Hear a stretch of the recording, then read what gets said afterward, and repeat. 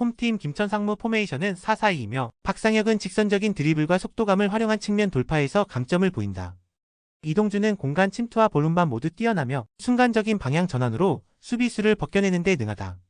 이동경은 중원에서 볼 간수와 탈압박을 안정적으로 수행하며 페널티 박스 근처에서의 킥 정확도도 뛰어난 자원이다.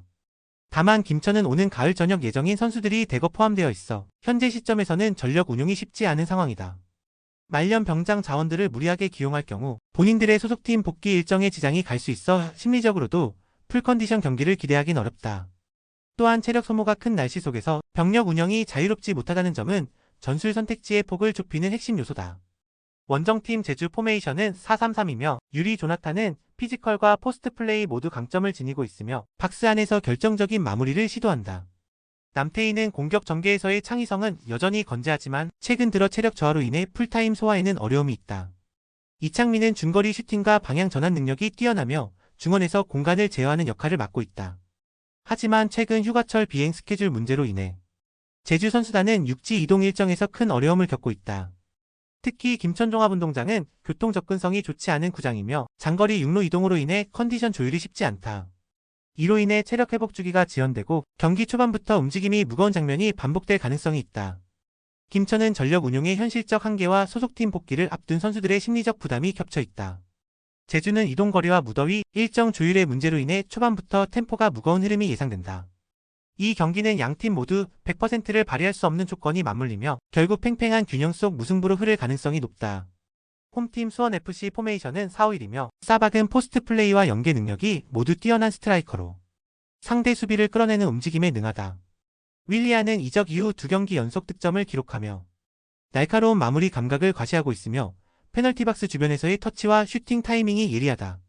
한찬이는 중원에서 왕성한 활동량과 날카로운 스루패스로 공격 전개의 시발점 역할을 해내고 있다.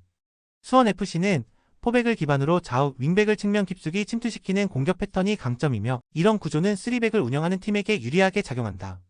특히 홈에서의 높은 활동량과 속도감 있는 전개가 반복되면서 초반부터 주도권을 쥐는 장면이 많다. 무더운 여름 일정 속에서도 스쿼드 회전력이 안정적이며 템포 유지가 가능한 팀 컬러를 유지하고 있다. 원정팀 안양 포메이션은 3-5-2이며 못다는 페널티 박스 안에서 결정적인 기회를 만들어내는 움직임은 좋지만 피니시 정확도는 기복이 있다. 야구는 넓은 활동 반경을 바탕으로 이선에서 연계에 관여하지만 수비 가담 시 집중력 저하가 자주 발생한다.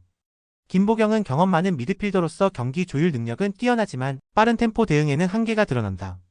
안양은 3백 전술을 기반으로 중앙 숫자 싸움에서는 밀리지 않지만 측면 공간에서의 대응이 느리고 불안한 장면이 반복된다. 특히 수비 전환이 늦어지는 장면에서 뒷공간을 노출하는 경우가 많아 측면 강한 팀을 상대할 때 고전하는 흐름이 자주 나온다. 더운 날씨와 맞물려 후반 체력 저하가 수비 집중력 저하로 이어지고 있으며 경기 막판 수비 간격이 벌어지는 경향도 있다. 수원FC는 구조적 전술 상성이 명확한 경기에서 확실히 강점을 보여주는 팀이다. 특히 최근 득점 감각이 올라온 윌리안이 전방에서 판을 흔드는 중심 역할을 해낼 가능성이 높다. 이 경기는 전술과 흐름, 그리고 결정력까지 수원FC가 주도할 수 있는 그림으로 흘러갈 것이다. 홈팀 광주 포메이션은 4-4-2이며 헤이스는 과감한 돌파 이후 박스 근처에서 강력한 슈팅을 시도하는 타입이다. 아산이는 측면에서 공간을 열어주는 플레이메이커 역할을 수행하며 최경록은 이선에서 볼 간수와 전개를 모두 소화하는 자원이다. 하지만 최근 무더위가 이어지면서 팀 전체의 활동량이 급격히 감소하고 있고 후반 체력 고갈로 인한 집중력 저하 현상도 반복되고 있다. 특히 벤치 자원의 경험 부족이 뚜렷한 상황이기 때문에 경기 후반 대응에서 많은 불안 요소를 안고 있다. 수비진은 수비 전환 속도에서 흔들리는 흐름이 지속되고 있으며 강한 압박을 이겨내지 못하고 라인 붕괴가 자주 발생하고 있다. 최근 연속된 실점 상황도 모두 중원 차단 실패와 수비 간격 붕괴에서 비롯된 패턴이 많다. 원정팀 전북 포메이션은 4-3-3이며 티아고는 제공권과 결정력을 모두 갖춘 스트라이커로 박스 안 위협이 강하다. 전진우는 중원에서의 볼 간수와 전진 패스 시야가 뛰어나며 김진규는 후방 빌드업과 압박 회피 능력이 뛰어난 자원이다.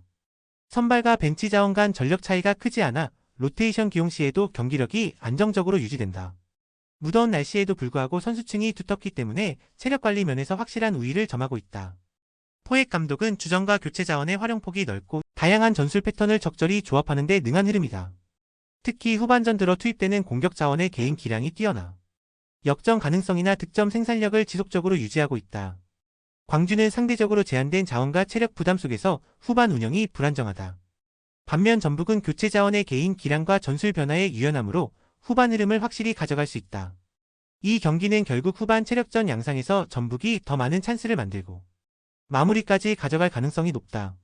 영상이 이해가 안 되시거나 이외의 다른 경기 분석 및 조합이 궁금하신 분들은 아래 고정 댓글로 편하게 말 걸어주세요.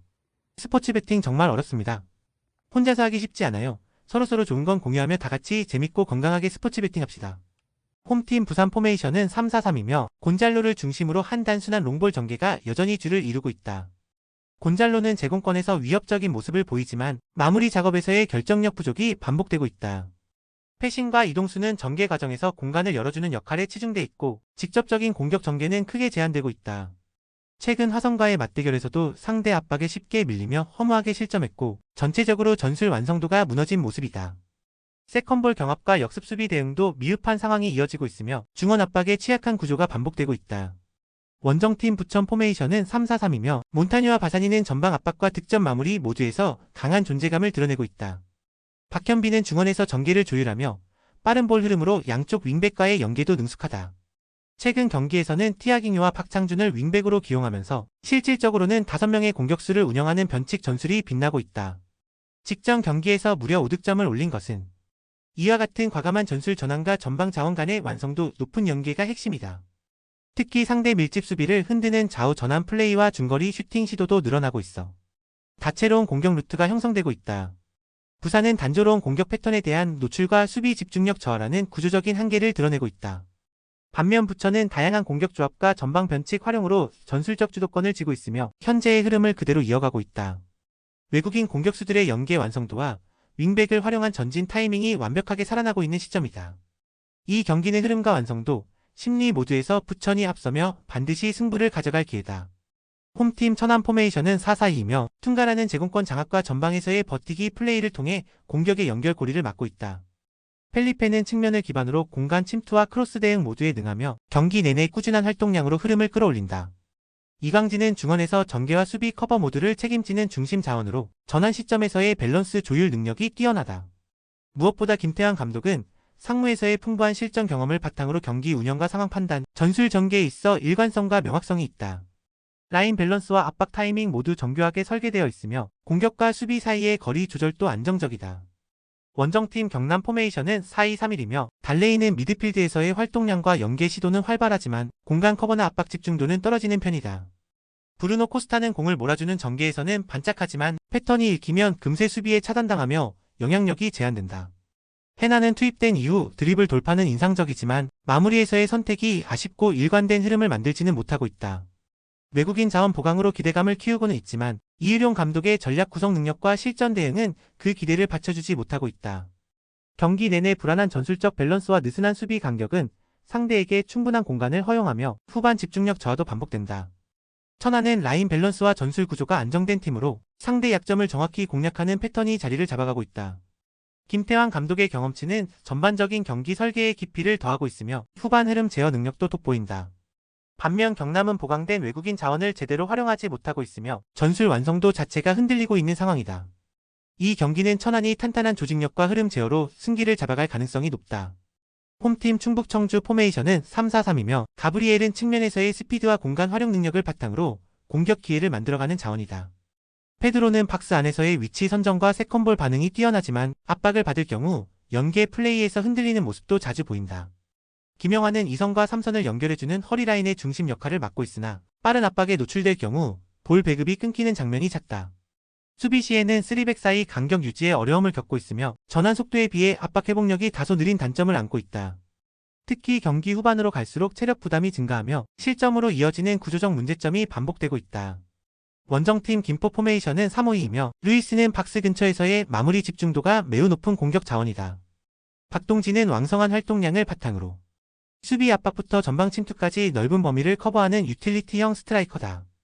디자우마는 미드필드에서 연결고리 역할을 하며 루이스와 박동진 사이의 유기적인 움직임을 만들어내는 역할을 수행하고 있다.